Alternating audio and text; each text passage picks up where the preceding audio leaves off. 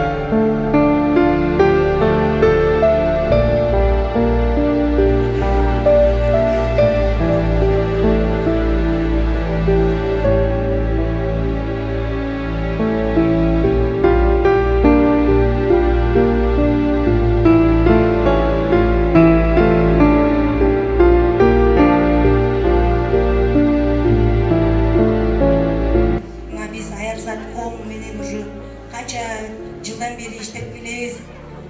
Сиздер биздин бир тууганыбызсыздар. Сиздер биздин ушундай жакшы көргөн, сүйкүмдүү инсандарыбызсыздар. Биз бир гана ушундай бир нерсени тандап алганбыз. Сиздер менен иштегенде, сиздердин көңүлүңүздөр көтөрүлгөндө, сүйүнгөндө биз ушунчалык жүрөгүбүзгө кубаныч тартабайбыз. Айтат го, бирөөнү бактылуу кылсаң, ошонун бактылуулугун сезгенде гана адам ушунчалык өзү да бактылуу болот деп.